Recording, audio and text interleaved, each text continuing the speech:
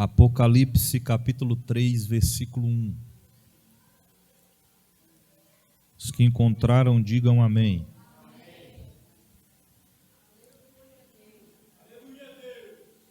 E ao anjo da igreja, que está em Sardes, escreve isto, diz o que tem os 7 Espíritos de Deus e as 7 estrelas. Eu sei as tuas obras, que tens nome de que vives e está morto. Sê vigilante e confirma o restante que estava para morrer, porque não achei as tuas obras perfeitas diante de Deus. Lembra-te, pois, do que tens recebido e ouvido, e guarda-o e arrepende-te. Arrepende-te. E se não vigiares, virei sobre ti como um ladrão. E não saberás a que hora sobre ti virei. Mas também tens em Sardes algumas pessoas que não contaminaram suas vestes, e comigo andarão de branco, porquanto são dignas disso. O que vencer será vestido de vestes brancas, e de maneira nenhuma recearei ou riscarei o seu nome do livro da vida, e confessarei o seu nome diante de meu Pai e diante de seus anjos. Quem tem ouvidos, ouça o que o Espírito diz às igrejas. Podeis assentar.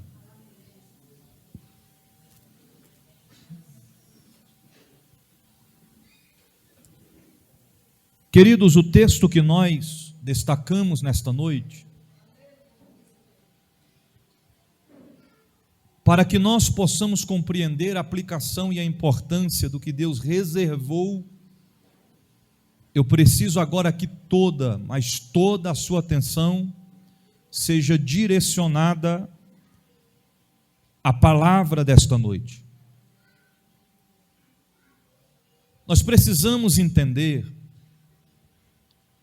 a tão grande importância de nós valorizarmos aquilo que constantemente tem sido pregado através da palavra de Deus sobre as nossas vidas. Por isso que eu tenho sempre um costume de dizer que não podemos ser apenas ouvintes, porque ouvintes é o que mais tem. Ouvintes, podemos até destacar que todos nós somos ouvintes. Todos nós somos ouvintes. Mas de nada adianta nós sermos ouvintes e não sermos praticantes. E constantemente, quando nós falamos a respeito da vida ministerial, existe 2 lados. O lado em que o pastor ensina o rebanho, e o outro lado em que o rebanho escuta o ensinamento pastoral e bíblico, e assim o coloca em prática. Porque, por incrível que pareça, existem pessoas que vão ouvir a vida inteira inteira, eles serão ouvintes, a vida inteira, mas não serão praticantes. Não porque não foram ensinados, ademoestados, exortados, corrigidos, incentivados, mas simplesmente por escolher, decidir apenas ser ouvintes e não serem praticantes. É uma questão de escolha. Somos nós que escolhemos. E ao ditar o conceito pastoral, o meu coração muito se entristece quando eu vejo uma ovelha que foi muito instruído, ensinado ou ensinada a chegar a um ponto de sua vida, demonstrar um comportamento completamente na contramão daquilo que lhe foi ensinado.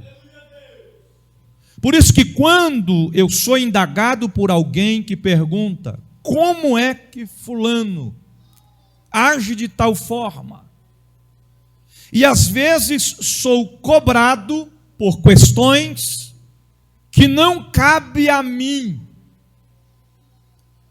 acatar a responsabilidade sobre tal resultado conclusivo.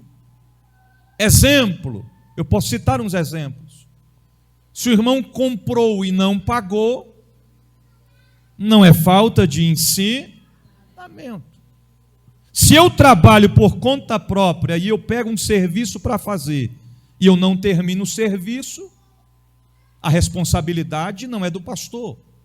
A responsabilidade não é da igreja. A responsabilidade é de quem começou e não terminou. Falta de ensinamento não é.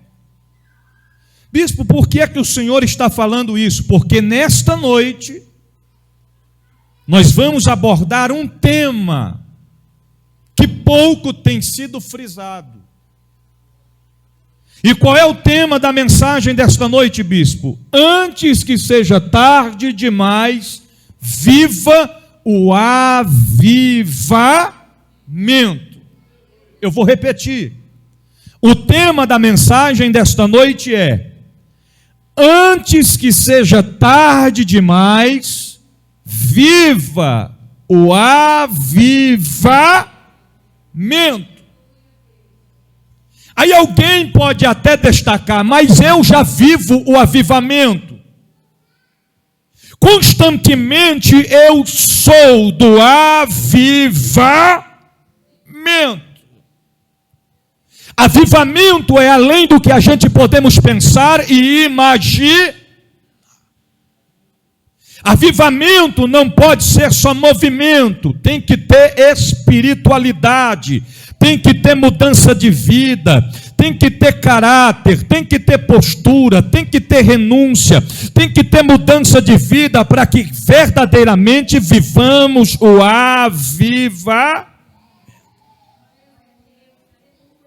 Avivamento não é isso aqui. Exemplo. Estou sentado o culto todinho. Sentado. Me ajude aí. Dê essa cadeira ali para mim, filho. Deixa eu explicar na prática para a gente entender. Embora o culto está sendo filmado, não está pegando vocês aí, mas está pegando eu aqui. Então vou demonstrar na prática. Bispo, o que é avivamento? Avivamento não é isso aqui. Eu estou o culto inteiro sentado. E de quebra, tem uns que ainda faz assim, ó.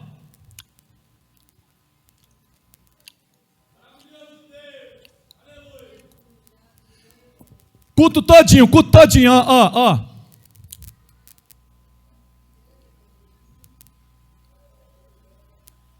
O culto todinho, ó, a cara, ó.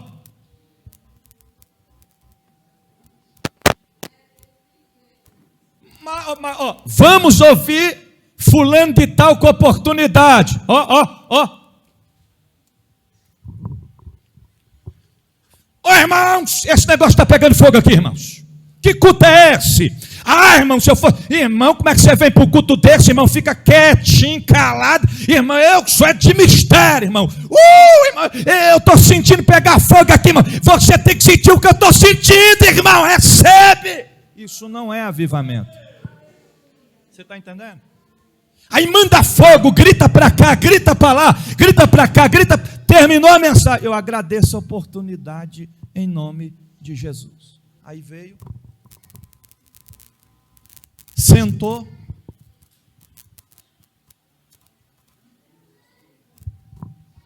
porque o avivamento não está no microfone, não está. O avivamento não está no grito do pregador. O avivamento não está no timbre da minha voz. Bispo, aonde é que está o avivamento? Primeiro, o avivamento não é de nós para ele, o avivamento é dele para nós. Só que o avivamento só vai acontecer se nós darmos lugar para ele fazer realmente acontecer. Mas antes da gente aplicarmos o texto, nós precisamos saber o que realmente é avivamento. Bispo, o que é avivamento? Primeiro, avivamento é avivar. Avivamento é o quê? Avivar. Você está entendendo? Aonde você chega, se você vive o avivamento, você aviva. Exemplo. O que foi, Andresa? Eu estou pensando em parar. Andresa, tu demorou de parar. Se eu fosse tu, já tinha parado há muito tempo. Eu estou pensando do mesmo jeito. Isso não é avivar. O que é avivar? Avivar é você. O que foi, Andresa? Eu estou tão desanimado. Andresa, para com isso, Andresa. A vitória é nossa, Andresa. Cabeça para cima, vamos vencer esse deserto, vamos ultrapassar as fronteiras, Deus vai dar vitória, a bênção vai chegar, temos que ter paciência. Isto é avivar. Você faz a diferença onde você chega. O que mais, bispo? Avivamento é tornar-se mais vivo. Tornar-se mais vivo é avivamento. Então, a gente temos que demonstrar o avivamento não só em um momento, mas sim em todo o tempo. É claro que vai ter momento que nós vamos estar tristes, desanimados, fracos, frustrados, decepcionados por conta das lutas da vida em que nós enfrentamos. Mas avivamento é tornar-se mais vivo. Terceiro, avivamento é manter-se ativo. O que é manter-se ativo? Eu fazer valer o meu chamado. É eu ser diácono de janeiro a janeiro, não é eu ser diácono somente de janeiro a fevereiro e depois eu dou uma pausa e eu continuo em setembro. Avivamento não é eu ser missionário somente uma vez ou duas vezes no mês. Avivamento, manter-se ativo, é eu participar daquilo que está constituído sobre a igreja. Exemplo, avivamento é manter-se ativo, não é simplesmente eu vim para o culto à noite cantar e não vim de dia para o ensaio. Avivamento ativo não é eu querer participar do ministério, do conjunto de jovens, do Manaim, das irmãs, dos varões, somente no dia do congresso, porque tem gente que é assim, não vem uma vez no ensaio, não coopera com nada, mas quando chega no dia do congresso, não mandou fazer minha camiseta, por que mesmo? Que eu vou conversar com a liderança, quem que não fizer minha camiseta, eu não aceito isso, mas isso não pode acontecer, estão desfazendo de mim, estão me rejeitando, é acepção de pessoas, mas quantas vezes apareceu no ensaio para ensaiar? Porque o problema é porque a gente sempre tem uma desculpa. A gente sempre temos mas é por causa que não deu. Será, irmão, que em um ano inteiro não dá para vir uma vez, duas vezes, três vezes no ensaio? Avivamento é manter-se ativo. Aí quando chega na hora de cantar, aí se Hollywood vê cantando, contrata na hora. Por quê, bispo? Dublê, olha só.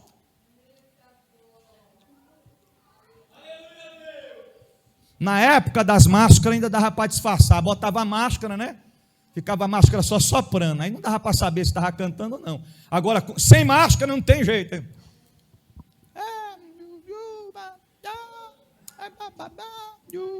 Você está entendendo? E tem gente assistindo do outro lado, está olhando. Rapaz, olha lá, rapaz, está cantando só os pedacinhos, é impressão minha. Está cantando só na hora do refrão, é impressão minha. Você está entendendo? Avivamento é manter-se ativo.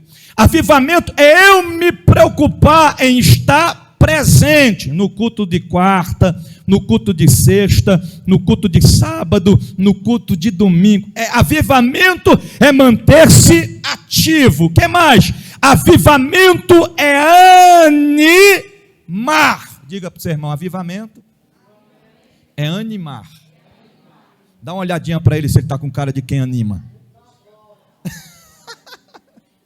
Porque tem gente, irmão, que é tão triste, é tão desanimado, que se tu ficar perto dele, perto dela 2 minutos, é perigoso. Tu ainda, além de ficar desanimado, desmotivado, tu desejar a própria morte.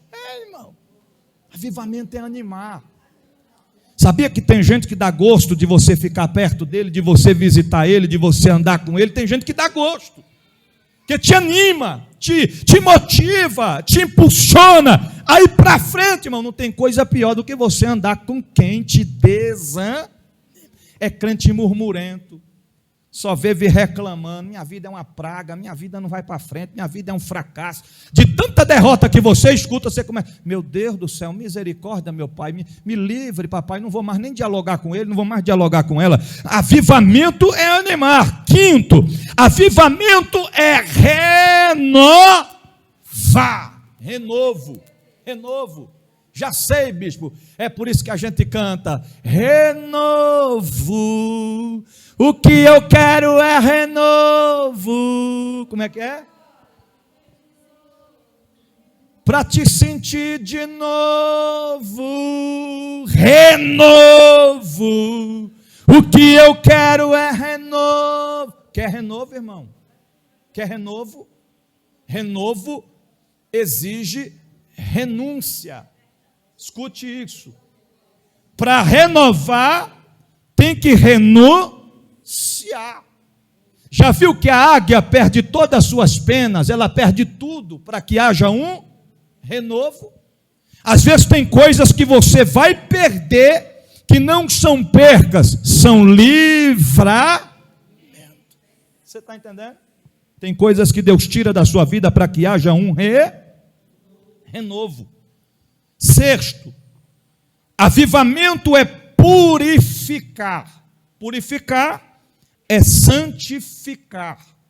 Não tem avivamento sem santificação, sem santidade, sem se separar-se das coisas que não agradam a Deus e somente buscar as que agradam a Ele. Que mais, bispo? Sétimo, avivamento é corrigir. Dá uma olhadinha para o seu irmão, diga, avivamento é corrigir. Agora aponta para ele e diga, avivamento é corrigir. Eu corrijo a minha e tu corrige a tua. Porque ele já estava alegre, irmão, doidinho. Eu vou corrigir. Eu vou corrigir. Mas cada um corrige a si corrigir. A gente só corrige aquilo que está errado. Você está entendendo? Para acontecer avivamento, tem que haver correção. Diga para o seu irmão, está acontecendo avivamento agora. Como que está acontecendo avivamento agora, bispo? Através da palavra. A palavra é correção. O problema é porque da maioria das vezes a gente não aceita a correção. Você está entendendo? E hoje em dia não pode se pregar mais nada porque é indireta. Você está entendendo? Porque, irmão, se não tiver correção, não tem como resolver a situação. Não tem como. Tem que corrigir. Correção. O que mais, bispo? Avivamento é libertação. Sem libertação, não tem avivamento. Enfim, para receber o Espírito Santo de Deus, é preciso buscar o avivamento. Então, irmão, não confunda as coisas. Não confunda as coisas. Você está entendendo? O homem de Deus não pode ser conhecido pelos dons, Aí eu conheço um homem ali que, rapaz, o homem é tocha de fogo. Quando ele começa a falar, a gente arrupia até os cabelos do sovaco. O homem é tocha demais, o homem prega demais. É uma unção tremenda, é uma coisa linda. Você tem que ver, ele revela a vida da gente todinha. E ele revela o nome, ele revela o sobrenome, e ele revela o CPF, ele revela o RG, e ele revela a placa do carro, e ele revela a cidade que a gente mora. E ele revela até o CEP do endereço, ele revela o nome de papai, de mamãe, de vovó, ele revela o que aconteceu na noite de Natal, mas não consegue revelar o número da loteria. Ele revela tudo. Aí você vai conhecer a vida do avivado. Já casou 3 vezes no ano. Você vai conhecer a vida do avivado. Quando termina o culto, ele abraça as irmãs tudinho da igreja, mas de preferência as de 15 a 12 anos de idade. Este é o avivado. Você vai conhecer a vida do avivado. Todo mês ele tem uma namorada diferente. Diga para mim, profeta, pastor, homem de Deus fica namorando, irmão? Isso não existe. Isso não existe. A gente não pode confundir as coisas. Mas bispo, é usado, irmão. O Senhor usou até uma jumenta para falar com Balaão. Não vai usar. Agora, o fato de ter os dons, de ser usado, não significa que está salvo. Não significa. A gente pode pular. Avivamento. Eu rodo, eu entro no mistério, eu sapateio. Isso não é avivamento. Isso é apenas circunstâncias, são evidências de um avivamento, porque quando a gente sente a presença de Deus, eu sou do manto, eu sou do mistério, a gente roda, a gente pula, a gente sapateia, a gente chora, a gente fala em mistério, mas isto não é o resultado final, o foco principal do verdadeiro avivamento. Não é assim que as coisas funcionam. Uma vez eu fui pregar numa igreja, cheguei lá na porta, tinha 2 varões, vestido com vestidão vermelho. Parecia 2 damas de vermelho na porta. Eu já entrei desconfiado, quando eu olhei para o altar, o que mais tinha era gente com vestidão de... Eu olhei, como é que pode? Para os homens aqui é tudo de vestidão de vermelho? Os homens aqui encaram vestidão de vermelho? Eu fiquei assustado. Daqui a pouco veio aquele grupo cheio de gente. Quando começou que não, o cara começou a cantar, estava todo mundo quietinho, começou a cantar um corinho de fogo, e aí juntou aqueles homens de vermelho com as mulheres de branco, ficou tudo rodando, estava aparecendo um terreiro. Eu falei, misericórdia, onde eu vim parar? E foi um tocha para um lado, e um agarrava com o outro, e um rodava com o outro, e o varão agarrava com a varoa, e os 2 rodavam juntos e se abraçavam, e aquele manto, aquele mistério todo, aquele manto, aquele mistério todo. Aí quando chegou a hora da palavra, acabou o avivamento. Acabou. Aí era conversando, era mastigando chiclete, era a unção do camelo, bebendo água, entrava no banheiro e voltava, ia para o banheiro de novo, e anda para lá, e anda para cá, Na hora da palavra, parece que o culto tinha acabado. Não valorizava a palavra, só queria movimento, e diziam que é avivamento. Avivamento é muito além do que a gente podemos pensar e imaginar. Só pode acontecer um avivamento genuíno e verdadeiro na vida de um homem e de uma mulher, se aplicado for, antes de tudo, 2 conceitos, 2 reações, 2 atitudes. Se estes 2 conceitos não forem aplicados, jamais o que estão vivenciando é realmente avivamento. Que conceitos são esses, bispo? Primeiro, para ter avivamento é preciso ter arrependimento. Aqui eu faço aplicação ao texto que nós lemos. A Bíblia está falando a respeito da carta à igreja de Sardes. Que igreja era essa? A igreja de Sardes era uma igreja que cresceu muito. Era uma igreja que cresceu muito em quantidade, em perfeição. A igreja de Sardes era uma das igrejas mais prósperas da época. A igreja de Sardes, se fôssemos nos dias de hoje tipificar, era uma igreja repleta de teólogos, homens conhecidos, instruídos na palavra. A igreja de Sardes, se fosse nos dias de hoje, não existia um crente da igreja de Sardes que não tinha um carro zero do ano e quem sabe até ainda sem placa. A igreja de Sardes, se fôssemos transmitir para os dias de hoje, era a igreja mais rica, mais próspera. A membresia tinha os maiores salários daquela época. Se a igreja de Sardes fosse nos dias de hoje, ela tinha as melhores aparelhagens de som, os melhores instrumentos. Essas cadeiras que vocês estão sentados seriam poltronas acolchoadas. Aqui dentro não teria ventilador, mas ar condicionado ou climatizador. As portas não seriam de ferro ou de madeira, mas seria de blindex, mais ou menos assim. A igreja de Sardes, irmão, era uma igreja que prosperou e enriqueceu de uma forma incomparável. Só que quando a igreja de Sardes começou a crescer, começou a prosperar, começou a usufruir do bom e do melhor, eles viraram as costas para Deus, a ponto de dizer: não precisamos mais do Senhor, já temos tudo aquilo que nós... Geralmente, quando a gente vai orar para o Senhor, vamos ser sinceros, muito mais se pede do que agradece, não é verdade? Eu imagino que lá de cima, quando o Senhor olha para a terra, diz, quando alguém diz: vou orar agora, vou tirar um minuto de oração, o Senhor diz: quer ver? Quer ver? Ó anjo, preste atenção, se não vai pedir, preste atenção, e não pede pouco, e no final da conclusão, em vez de concluir agradecendo, ainda pede novamente, mais ou menos assim, desse jeito. Mas o povo da igreja de Sardes, como eles já tinham tudo que eles tinham, uns olhavam para o outro e diziam: eu não vou mais orar. Orar para quê? Porque eu não tenho o que pedir, porque eu já tenho tudo que eu quero. Orar para quê? Buscar Deus para quê? Eu não preciso, já tenho tudo. Já sou rico, não tenho nem onde pôr todos os bens que eu tenho. Somos ricos.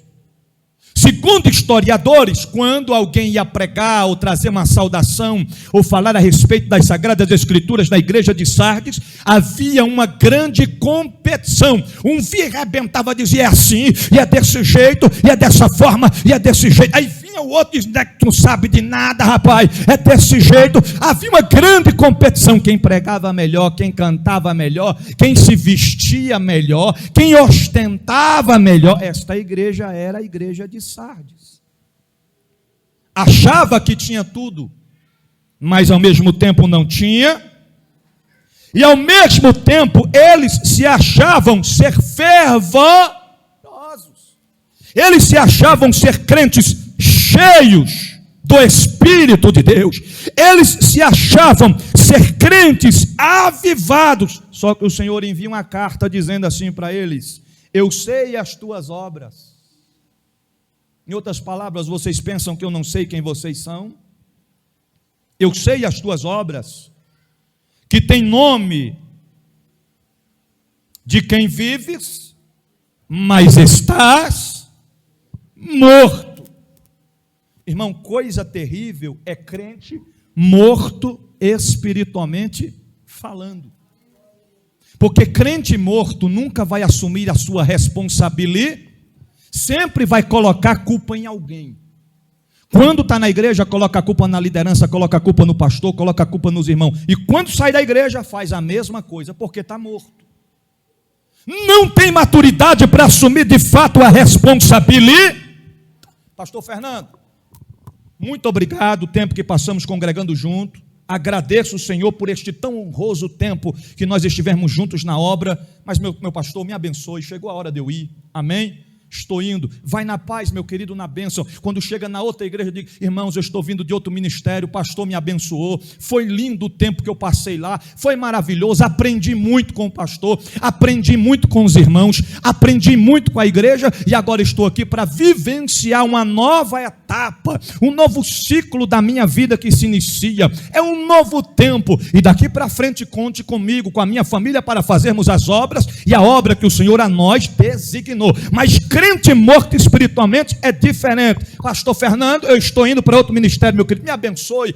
Vá, meu filho, me abençoe em nome de Jesus. Quando chega daqui a pouco, o que foi muito saiu da igreja? É porque a culpa é isso, é porque aquilo, é porque a igreja não presta, é porque os irmãos fofoqueiros, é porque a irmã não falou comigo, é porque o pastor não gosta de mim, é porque fulano é isso e aquilo. Que quando chega na outra igreja, já chama o pastor e diz: pastor, vim para cá porque aquela igreja que eu estava congregando, aquele ministério não presta, os irmãos são tudo falso, o pastor é isso e aquilo, a liderança é aquilo. São crentes mortos espiritualmente, que não tem maturidade, não tem caráter, não tem postura, vivenciaram uma vida desde o início da sua vida ministerial até o dia que tomaram uma decisão, mas são ouvintes, não são praticantes. Ouviram, escutaram, foram ensinados, demonstrados, mas não colocaram em prática aquilo que aprenderam. Assim era a igreja de Sardes. Eles demonstravam que estavam vivos, mas estavam mortos. Eles demonstravam que estavam ouvindo e obedecendo a palavra, mas somente ouvia a palavra e não praticava. Aí o próprio Jesus vai dizendo: ser vigilante, e confirma o restante que estava para morrer. O que é isso, bispo? Vai lá e confirma o que? O restante que está para morrer. Por quê? Porque ainda existia uma partícula, um pequeno número de povos, de homens e mulheres da igreja de Sardes que ainda estava vivo, mas estava prestes a morrer. Uma grande parte já havia morrido, mas havia uma pequena partícula que estava vivo, mas estava para morrer. Por quê? Porque não achei as tuas obras perfeitas diante de Deus. Lembra-te, pois, do que tens recebido e ouvido e guardado, e arrepende-te. Irmão, preste atenção na escrita. Lembra-te do que, Senhor? Do que tens recebido e ouvido e guardado. Agora, como é que alguém vai tomar uma atitude, um comportamento, ou vai lembrar daquilo que tem ouvido e que não tem guardado? Porque o texto está dizendo, Maria Isabela, assim: lembra-te do que tens recebido, ouvido e guardado, e arrependa-te. Então, ou seja, se eu estou aqui e eu estou recebendo o quê? A palavra. Se eu estou ouvindo o quê? A palavra. Se eu guardei, aí eu vou lembrar, peraí, realmente foi ensinado isso, realmente foi cobrado isso, realmente foi exortado isso, realmente foi estabelecido isso, eu ouvi, eu guardei, mas não coloquei em prática, mas agora eu vou colocar em prática. Agora, quando se recebe, quando se ouve e quando não se guarda, aí não acontece arrependimento. Porque tem gente que é assim: a minha vida é assim, eu sou desse jeito, ninguém paga minhas contas, ninguém tem nada a ver com a minha vida, eu faço o que realmente eu bem quero, e ninguém tem que optar em nada. Ok, é um direito de todos nós, mas quando nós falamos a respeito da vida ministerial, de ovelhas, de pastor, a ovelha não faz o que ela quer, nem o pastor faz o que ele quer. Quando nós somos membros do corpo de Cristo, vinculado na perfeição do corpo de Cristo, da forma que o Senhor quer, não é feita a minha, a sua, a nossa vontade, mas é sempre feita a vontade de Deus. E o que como eu faço, eu devo fazer para saber o que eu posso, o que eu não posso? É só ouvir o que você está recebendo e guardar. E quando recebe, e quando ouve, e quando guarda, e tem arrependimento, e se ouve, e se recebe, e se guarda, e se tem arrependimento, aí sim vivenciamos o avivamento. Primeira coisa que o Senhor disse foi: arrependa-te. Irmãos, eles estavam totalmente errados, mas eles não reconheciam que estavam errados. E coisa ruim é quando o ser humano está errado, mas não reconhece que está errado. Isso é uma falha de... Todo ser humano já vem com isso de fábrica, mas chega um ponto que a gente temos que ser reparados pelo Senhor. Espera aí, meu filho, não é desse jeito, não é desta forma. Você tem que mudar a sua conduta, você tem que mudar o seu comportamento, porque, irmãos, tudo em conceito de Deus tem os seus determinados limites. Quem aqui já foi no mar, levanta a mão. Quem já foi no mar? Na praia. Você já viu que tem um limite ali? Hã? Não tem nada escrito ali para dizer: mar, daqui para frente você não passa. Mar, daqui para frente tem uma barreira para você não passar. Não tem. Mas o mar reconhece que ali existe um limite. Ele não passa dali. Ele vai, chega no limite, ele volta. Ele vai, as ondas levam, aí chega no limite e ela volta. Outra coisa, para quem foi no mar não sabe, eu vou lhe dizer. Às vezes você vai chegar lá na beira da praia, vai estar cheio de algas, uns matos que tem, e ali junto assim, você vai olhar para tudo quanto é lado, vai ter tampinha de garrafa, vai ter garrafa de refrigerante, vai ter latinha esmagada, vai ter lixo, vai ter um monte de coisa na beira da praia. Aí você vai dizer: mas como é que pode? Quem colocou esse lixo aqui? Quem foi que jogou esse lixo aqui? Foi o mar. Ele leva, as pessoas jogam dentro do mar aqueles lixos, mas quando a maré enche e depois ele vai lá, ele joga para fora tudo que não é dele, e as ondas só voltam com aquilo que lhe pertence, porque tem limites. Então, na ótica com Deus, tudo tem o seu limite. Muitas das vezes a gente estamos passando por situações porque nós chegamos no limite de Deus, e Deus está dizendo: meu filho, eu quero agora o quê? Que você receba, ouça, guarda e se arrependa. Deus está dando oportunidades. O que arrependa-se, bispo? Como assim arrependa-se? Atos capítulo 3, versículo 19. Arrependa-se. Atos capítulo 3, versículo 19. Pode ler, pastor Francisco. Arrependei-vos, pois, e convertei-vos, para que sejam apagados os vossos pecados, e venham, assim, os tempos do refrigério pela presença do Senhor. Ok, então arrependei-vos para quê?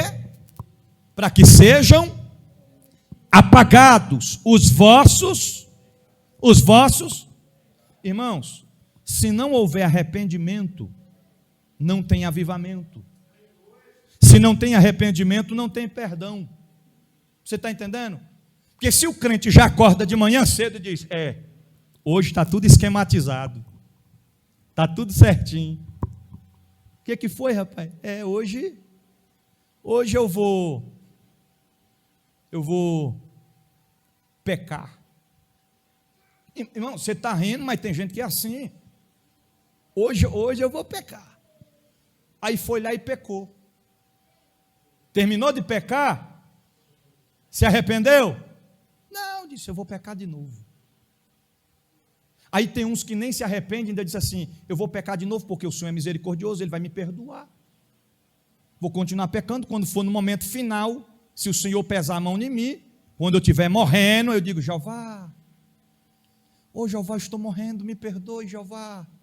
Irmão, ninguém consegue barganhar com Deus não, enganar Deus não. As coisas de Deus não é assim não. Porque tem gente que tem essa mentalidade: eu estou novo, eu sou um jovem, sou um adolescente, eu vou aproveitar a vida, mas quando chegar no último minuto, eu falo: Jeová, agora eu me arrependi, viu, Jeová? Jeová não vai entrar nesse jogo. Então, o arrependimento, ele tem que acontecer na nossa vida para que os nossos pecados sejam apagados. É um reinício de tudo.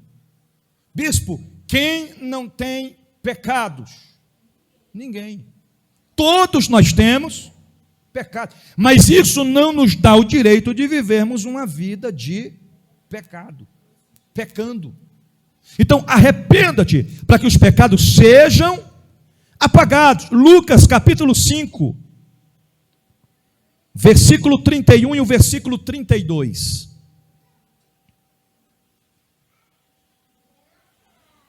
Lucas capítulo 5, versículo 31 e 32, pode ler. E Jesus respondendo, disse-lhes: não necessitam de médico os que estão sãos, mas sim os que estão enfermos. Eu não vim chamar os justos, mas sim os pecadores ao arrependimento. Ok, preste atenção na aplicação, preste atenção. Eu sou pecador, aí eu estou todo errado, mas então você tem que consertar. Não, irmão, o Senhor não veio para os sãos, o Senhor veio para os doentes, o Senhor veio para aqueles que são falhos, o Senhor veio para os imperfeitos, Ele não veio para os perfeitos. Ok, o Senhor veio para quem? Para quem? Para os pecadores, para os enfermos. Mas Ele veio para chamar os pecadores para quê, pastor Francisco? Ao arrependimento. Ok, então o Senhor não veio para dizer, você é pecador, tudo bem, eu entendo, continue pecando. Não, Ele veio para chamar os pecadores ao arrependimento. É o Senhor dizendo, e aí meu filho, tu está arrependido?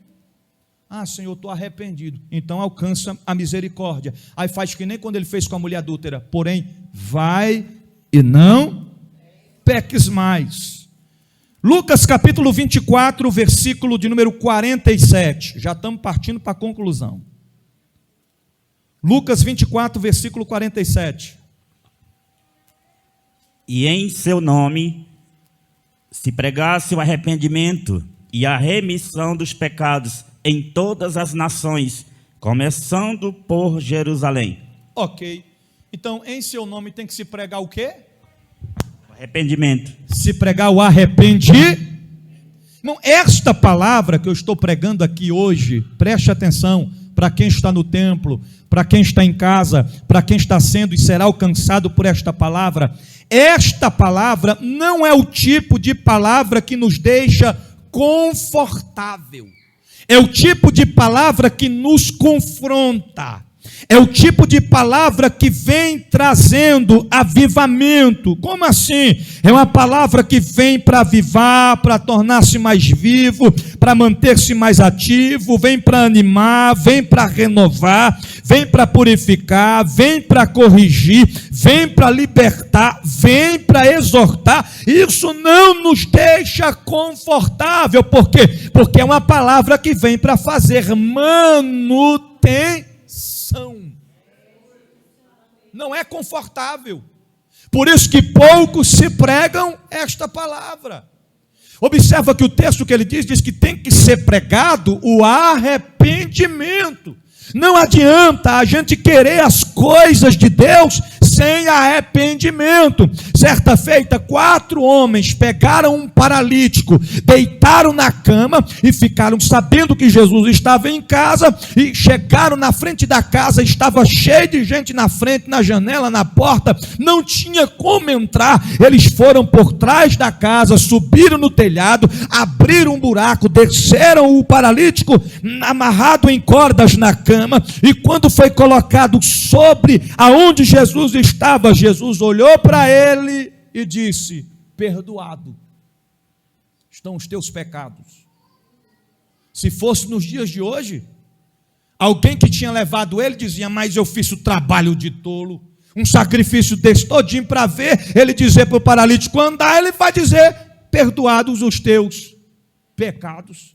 Ainda foi indagado pelos fariseus quem ele pensa que é para perdoar pecados. Quem está pensando que é para perdoar pecados? Porque, ou seja, os homens que levaram o paralítico olhavam para ele e diziam: ele precisa andar, ele precisa ser curado. Mas a maior necessidade daquele homem não era andar, não era ser curado, mas a maior necessidade que ele tinha era de arrependimento para receber o perdão de seus. Aí o Senhor disse, para mostrar para vocês que o Filho do Homem não somente perdoa pecados, eu digo: levanta, meu filho, pega o teu leito e vai para a sua casa. E o homem se levantou, mas antes do milagre acontecer, teve arrependimento e perdão de pecados. Se o Senhor disse que estava perdoado os seus pecados, é porque aquele homem já tinha se arrependido. Então é assim que acontece. Não adianta a gente remar e não sair do lugar. Não adianta a gente viver aqui uma vida inteira ouvindo a palavra, sendo ensinados, sendo ademoestados. Se nós não aplicarmos a palavra na nossa vida, nós temos que ouvir a palavra e temos que guardar a palavra e obedecer a palavra do Senhor Jesus. Então, em primeiro lugar, para que haja o avivamento, tem que ter arrependimento. Pecou, todos nós estamos sujeitos a pecar, mas não permaneça. Pecou, arrependa-se. Errou, arrependa-se. Fez o que não era para fazer, arrependa-se. Se comportou da forma que não era para se comportar, arrependa-se. E como é que eu demonstro que eu estou realmente arrependido, que eu me arrependi? É quando eu não o cometo mais. Estou arrependido, então não vou mais fazer isso. Estou arrependido, não vou mais cometer este delito. E vida que se segue. Segundo aspecto, para a gente concluir, para que haja avivamento, é preciso ser um vencedor. Ser um vencedor. Diga para o seu irmão, não se conforme em levar uma vida de perdedor. Não estou dizendo que você é, irmãos, mas tem gente que já se conformou com isso. Ah, tadinho de mim, eu sou um miserável, eu sou um coitadinho. Irmão, o diabo não está importando com isso, não. Quanto mais você demonstrar sensibilidade, mais o diabo vai fazer de tudo para matar você, para parar você de todas as formas. Você tem que ter resistência, você tem que erguer a cabeça e marchar e lutar. Ô bispo, se eu tiver com medo, mas não demonstra que está com medo não, rapaz, faça a cara de quem está sem medo. Você está entendendo? Mas se eu estiver fraco, não demonstre fraqueza. A palavra de Deus diz que se te mostrares fraco no dia da luta ou da angústia, a tua força será pouca. Devemos ser um vencedor. Que é isso, bispo? Observa a escrita do texto base. E não saberás que é a hora que sobre ti virei, versículo 4, mas também tens em Sardes algumas pessoas que não se contaminaram, não contaminaram suas vestes, e comigo andarão de branco, porquanto são dignas disso. O que vencer, o que está escrito no versículo 5? O que vencer será vestido de vestes brancas, e de maneira nenhuma arriscarei o seu nome do livro da vida, e confessarei o seu nome diante de meu Pai e diante dos seus. Isso é quem? Ao que vencer. Tem que vencer. Irmão, não se conforme em manter-se uma... escute isso aqui, é claro que é responsabilidade de todos nós orar uns pelos... É responsabilidade. Se alguém te pedir oração e você não orar, você está omitindo, você não pode omitir socorro. É dever de todos nós orar, mas tem gente que já se conformou em viver-se uma vida de pendente de oração. Não ora, mas diz, tu ora por mim, tu intercede por mim, tu busca por mim, tu clama por mim, tu vai lá por mim, tu faz por mim, tu é por mim, tu diz por mim. Não se conforme com isso. Tem guerras que é você que vai ter que enfrentar, irmãos. Tem guerras que até eu, como pastor, vou ficar de fora. Por quê? Porque eu quero? Não. Porque vai ter batalhas que Deus vai falar, não entra, pastor. Se você entrar, vai sobrar para você também. Fique aí no seu quadrado. Deixa que eu quero tratar, deixa que eu quero moldar. Quando o oleiro quer tratar o vaso, ninguém pode colocar a mão. É por isso que ninguém pode querer mudar a vida de ninguém. A nossa vida já é muito trabalhosa para a gente ainda querer cuidar da vida dos outros, mudar os outros. Você está entendendo? Consertar os aos outros. O meu dever como pastor é ensinar a palavra, e o dever do rebanho é ouvir a palavra, guardar a palavra, colocar a palavra em prática e obedecer a palavra. Não é a gente, irmão, que muda ninguém.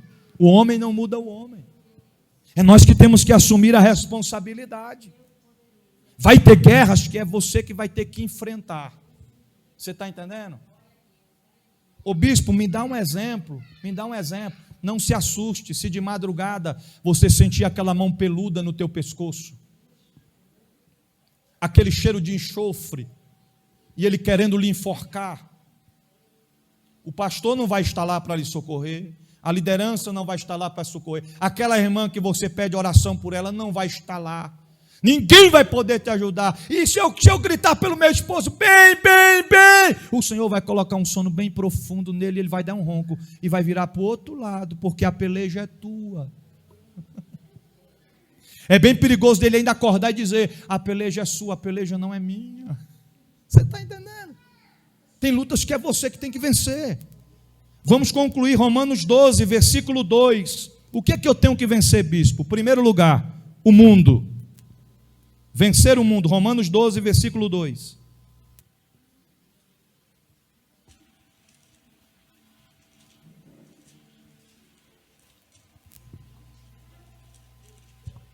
Romanos 12, 2.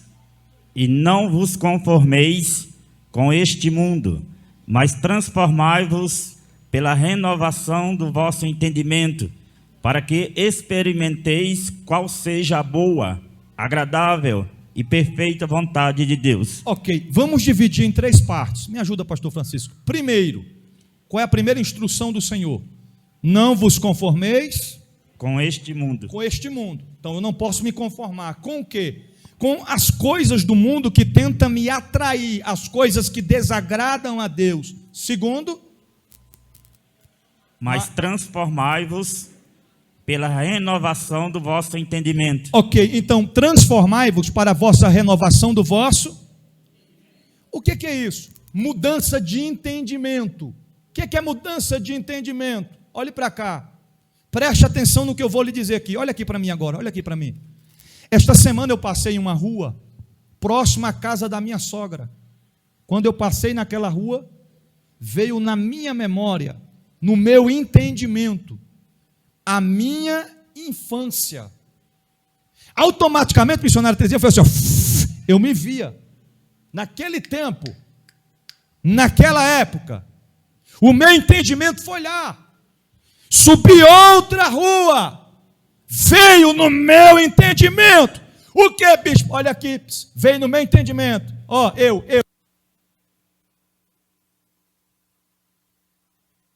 No meu entendimento,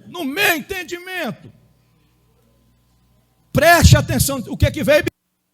Vou repetir. Será porque eu andava assim? Era uma legião de demônios amarrado nas costas. Você está entendendo? Se você encontrasse comigo 10 horas da noite, você já diria, morri. Se Ferdinand me encontrasse 10 horas da noite, tinha morrido? Hã? Rapaz, você está entendendo? Aí vem no meu entendimento, na hora, eu lembrei, aí disse, está repreendido, porque isso não me pertence mais. Por quê? Mudança de entendimento. Agora eu sou um servo de... Então as minhas atitudes não podem ser mais aquelas atitudes. Não, bispo, não tem, isso não existe. Isso não existe. Eu sou servo de Deus, mas tem que ter mudança de... Mudança de quê?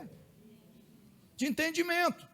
Se não tivesse mudança de entendimento, imagine eu chegando aqui, bispo chegando para pregar. Ó, irmão, vamos abrir aí, irmão, a palavra aí. Imagina, irmão, bonezinho aqui, a barreta, bigodinho de peba, não é assim? Não é assim de peba? Desse jeito? Hã? Só a face era morte pura. Pura. Você ia dizer, quem é esse misericórdia, quem é esse peba aí pregando? Não é o bispo, irmão.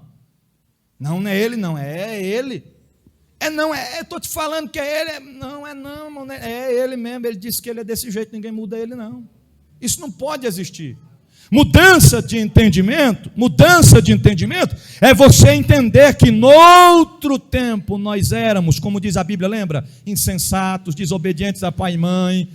Você está entendendo? Nós mudamos, tem que haver uma mudança na nossa vida. Agora pergunte para o seu irmão, mudou alguma coisa? Ou só mudou o nome de crente? Faça uma reflexão aí, o que é que mudou? Não precisa falar, só faça uma reflexão, o que é que mudou? Mudou muita coisa, não mudou? Mas precisamos mudar cada vez. Então, do vosso entendimento, para quê, pastor Francisco? Para que experimenteis qual seja a boa, agradável e perfeita vontade de Deus. Ok, se a gente quer viver a boa, perfeita e agradável vontade de Deus, tem que haver mudança de entendimento. Tem que ter mudança. Tem que ter renúncia. O Senhor quer nos abençoar, mas para isso acontecer, a gente temos que deixar as coisas que outrora a gente cometia no passado e não podemos cometer mais. Você está pensando que a igreja é composta dos santos? Ou você não sabe que essa irmã que está do teu lado aí era a irmã número 1 de dançar forró lá no Nordeste, na mocidade dela? Ou tu está pensando que esse irmão que está pertinho de você e caladinho, que não dá nem um amém? Isso era perigoso quando estava no mundo, irmão. Isso aí era um perigo nas noitadas, você não sabe. Porque a igreja, ela é composta dos ex. Eu era, mas agora não sou. Você está entendendo? Mudança de vida. É isso que eu estou pregando nesta noite. E os irmãos aqui, vocês me conhecem, gente. Se eu fosse um pregador de flores, de somente florzinhas, esta igreja não estaria cabendo a quantidade de pessoas. Mas quando se prega a palavra pura, sim, rodeio a palavra pura e verdadeira, nem todos querem vivenciar. Esta é a realidade. Enquanto eu prego para você, eu também prego para mim. Vamos concluir. Então temos que vencer o mundo. Tiago capítulo 4, versículo 4, já estamos terminando. Tiago capítulo 4, versículo 4. Diga assim para o seu irmão, para a gente entreter no momento da mensagem, diga assim para ele, para. Diga para ele, para. Para de torcer. Para a pregação acabar logo. Tiago 4:4. Adúlteros e adúlteras, não sabeis vós que a amizade do mundo é inimizade contra Deus? Portanto, qualquer que quiser ser amigo do mundo, constituirá a si mesmo inimigo de Deus. Ok, então tem gente que tem que parar de dizer que Jesus é o brother dele. Jesus é meu amigão. Jesus é meu melhor amigo. Ah, é? Então tem que ter inimizade com o mundo. A Bíblia está falando, se tem amizade com o mundo, automaticamente é o que de Deus? Inimigo de Deus. Tem gente que é inimigo de Deus e não sabe. Eu não sabia. Eu queria ser amigo do mundo e amigo de Deus no mesmo tempo. Querido, Deus não te divide com ninguém. Deus não te divide. Deixa eu fazer uma reflexão aqui. Quem é casado, levanta a mão. Quem é casado? Para os homens. Essa vai para os homens. Você não aceitaria que sua esposa tivesse 2 esposos. Não é verdade? Você e mais um. As mulheres, você não aceitaria seu esposo ter 2 esposas. Jamais. É antibíblico. É infidelidade. Assim é o Deus da Bíblia, Ele não divide você com ninguém. Você não pode, nós não podemos ter relacionamento com Deus e ter relacionamento com o mundo. O Senhor não vai aceitar esse negócio. O Senhor está dizendo: arrependa-se, decida-se, é tempo de decisão. Quer viver avivamento? Vença o mundo, renuncie ao mundo e seja meu amigo de verdade, e seja inimigo do mundo. Segundo lugar, vencer o pecado. Mateus 24, 26, 41. Mateus 26, 41.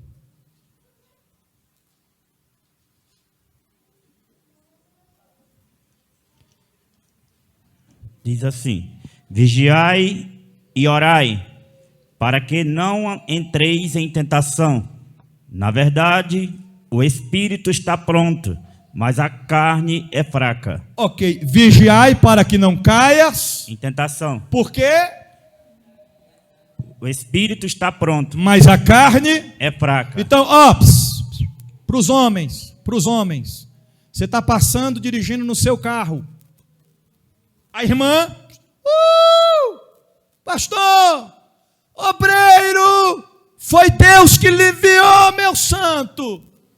Aí você para e diz: o que é? Deus é fiel. O que foi? Eu estava orando para alguém passar para me levar, e Deus mandou você. Não foi Deus que mandou, não foi Deus que mandou. Eu já diria logo: irmão, não, você está enganada, não foi Deus que me mandou. E vou lhe dizer mais: você sabe o que é isso?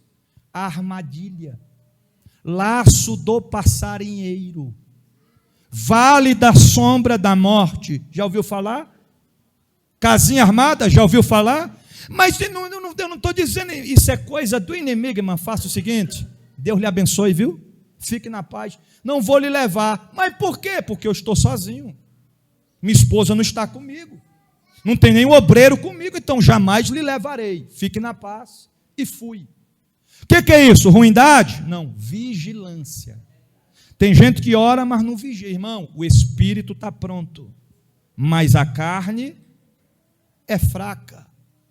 Você está entendendo? Uma época eu fui chamado de ruim no Pedregal. Por quê? Porque eu passei e estava chovendo, a irmã estava com as 5 sacolas, e para completar ainda tinha uma poça de lama, bateu, voou, espirrou lama nela, e eu passei direto. E ela dando com a mão, disse que eu era ruim.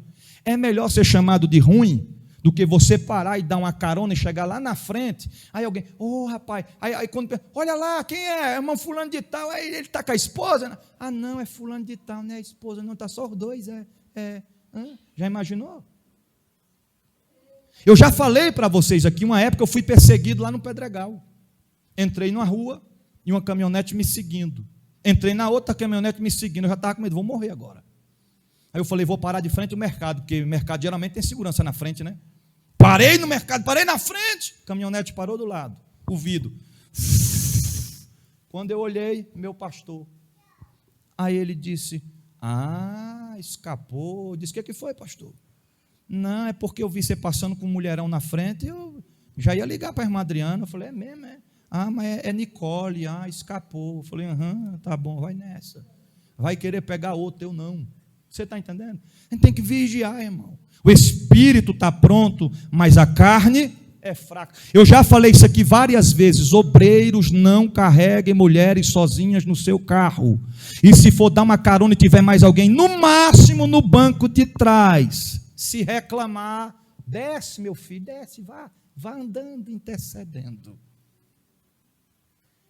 Eu sei, irmão, que isso é uma situação chata de se falar, mas eu estou falando para o seu próprio bem, para o nosso próprio bem. Isso é vigilância, tanto para você quanto quem está com você. Você sabe que tem gente que aumenta, você sabe, né? Aí você passa na frente os dois e diz: irmã, tu não sabe da nova, o que foi? Fulano passou ali no carro com 4 mulheres dentro. Só tinha 4 mulheres dentro. Ele não aumenta. Então a gente temos que ter vigilância. O espírito está pronto, mas a carne... E não é o ser humano, o inimigo, ele começa a trabalhar. Vai trabalhando. E tem gente que gosta de ver até onde o pecado vai. Não queira. O pecado deixa um estrago terrível, às vezes irreparável. Então o crente tem que vivenciar, vencer o pecado para viver avivamento. Concluindo, é preciso vencer a nossa vontade. Mateus 6, versículo 9 e o versículo 10. Já estou terminando, irmão, já estou concluindo. Até os glória a Deus já cessou mais. Mas está bom. Está gostoso. Mateus 6, 9 e 10. Portanto, vós orareis assim: Pai nosso que estais nos céus, santificado seja o teu nome. Venha o teu reino. Seja feita a tua vontade, tanto na terra como no céu. Então, a gente gosta muito do Pai Nosso, né? Tudo quanto é lugar, vamos fazer aquela oração bonita, qual? Pai Nosso. Todo mundo sabe. Todo mundo sabe. Aí tem essa parte que diz: seja feita a tua vontade, tanto na terra como no céu. Então não é a nossa vontade, é a vontade de, e a gente tem que vencer a nossa, tem que vencer, é vencer. Às vezes o teu maior inimigo é tu mesmo. Tu mesmo. Chega a hora do culto, vou ficar em casa, vou descansar. Vença a tua vontade abençoada. Eu vou para o culto, eu não vou perder a bênção. Vença a tua vontade. Aí eu quero fazer isso e não pode. Vença a tua vontade. Lute contra si mesmo. Em último lugar, para viver avivamento, precisa vencer o inimigo. Tiago 4, versículo 7.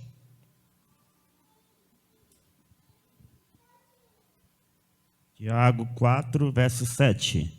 Sujeitai-vos, pois, a Deus, resisti ao diabo, e ele fugirá de vós. Ok. Resistir o diabo e ele fugirá de vós. Só que você sabia que para resistir o diabo tem hora que você tem que fugir? Lembra-se, fugir da aparência do mal. Fuja, corre, escape enquanto há tempo. O que é que José fez? O que é que José fez? Fugiu. Resolveu? Resolveu, irmão? Não, mas pelo menos fugiu. Foi a palavra dele contra a palavra de todo mundo, inclusive a da mulher. Que a decepção da mulher foi porque não conseguiu fazer o que queria. E ele escapou, deixou roupa, deixou tudo, mas fugiu. Fuja da aparência do mal. Você vai vencer o inimigo, é resistência, é resistir. Por último, 1 Pedro 5,8. 1 Pedro 5,8.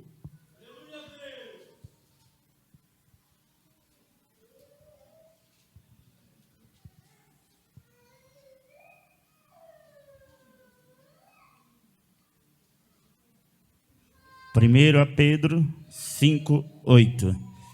Sede sóbrios, vigiai, porque o diabo, vosso adversário, anda em derredor, bramando como leão, buscando a quem possa tragar. Ok, então como vencer o inimigo?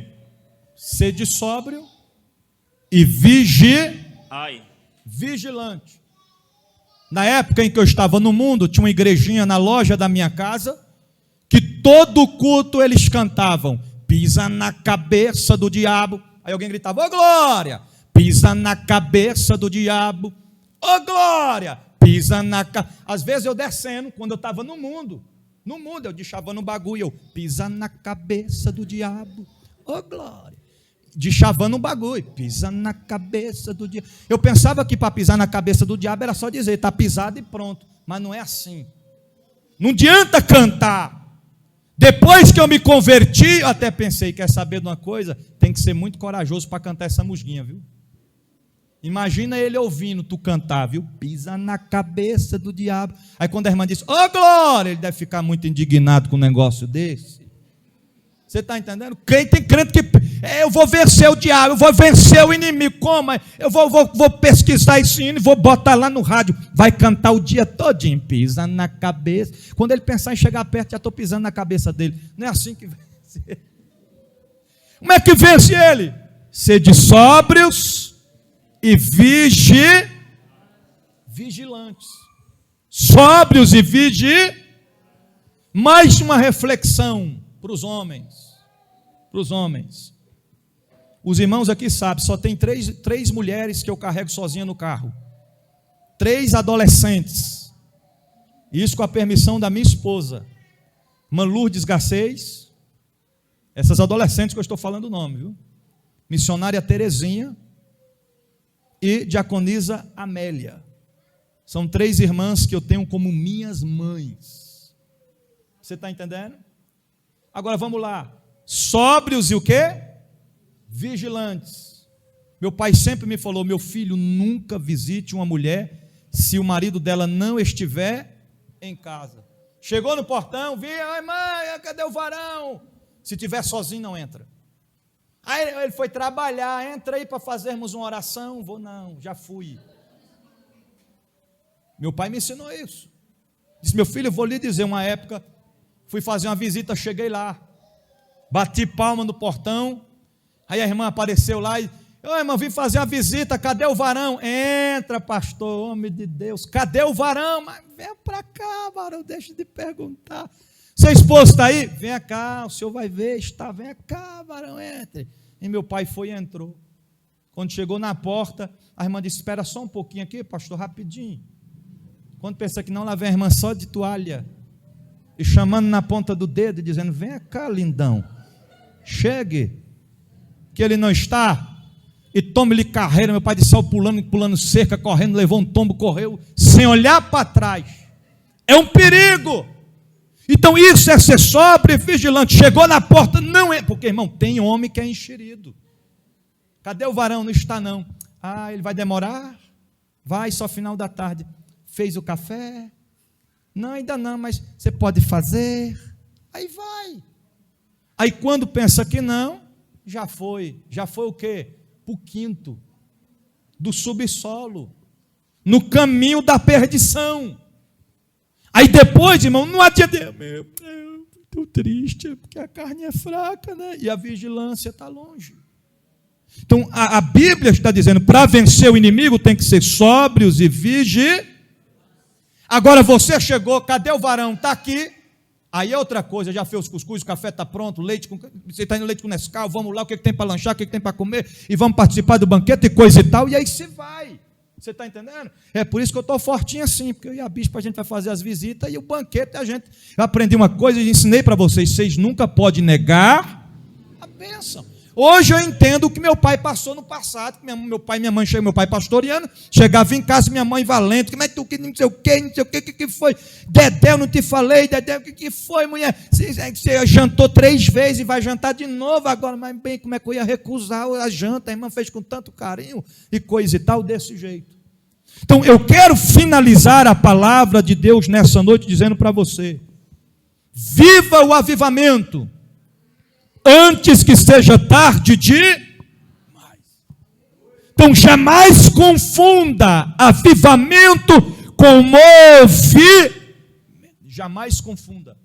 Jamais. Quer saber se uma pessoa está vivendo avivamento?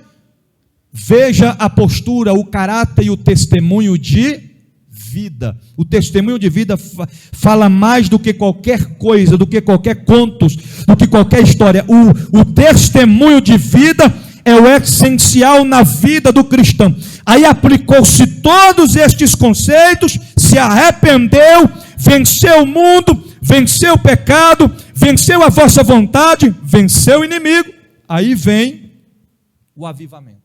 Se coloque de pé em nome de Jesus.